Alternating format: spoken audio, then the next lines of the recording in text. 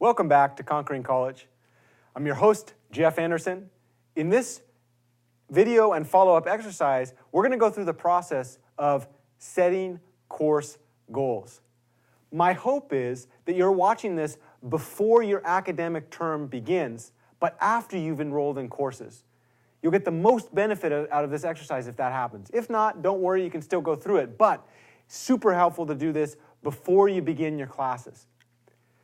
In this process, we're going to think about our long-term academic goals and long-term professional goals and how those relate to the specific classes that we're signed up for in.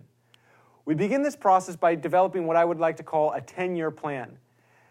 You'll see in the first part of this, we're going to be thinking, where do you want to be in 10 years? What do you want to be doing? Where do you want to be living? For more about good examples of developing a 10-year plan, you can see the worksheet below.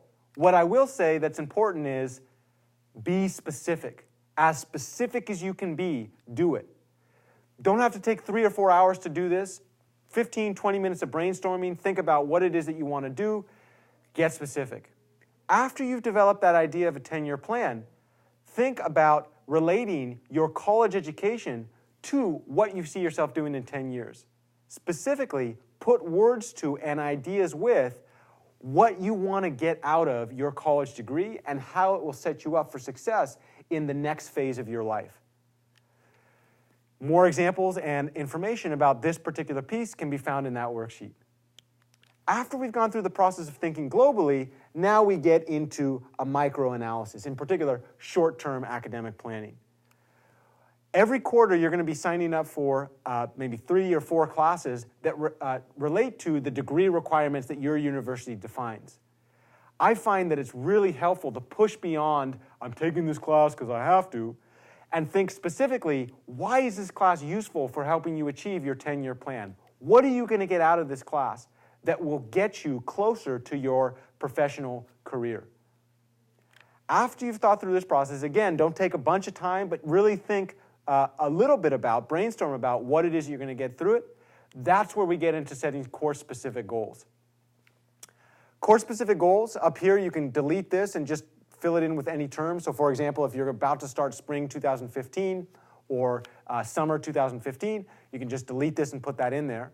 For each course that you're enrolled in, identify that course here, and then also put the desired letter grade that you want out of that course.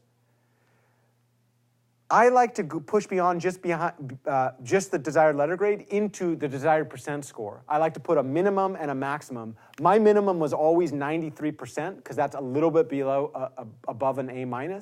And then my max was everywhere from 97 to 98 because I knew that that extra 2% means that I could screw up once or twice and I wasn't super stressed about missing out on my academic goals. Again, you're going to identify for each course what grade you want to get out, what's your percent range. Write these down and keep this document in a really special place. The important part of this process is that you are routinely making the connection between what it is you want to do after you finish college and what you're doing on a day-to-day basis. Moreover, you're writing it down so that you can refer back to it.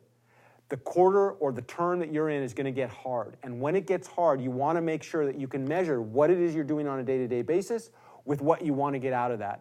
This document helps you prep for that process. Very nice work. I encourage you to finish this 20 to 40 minutes, and I will see you in the next video.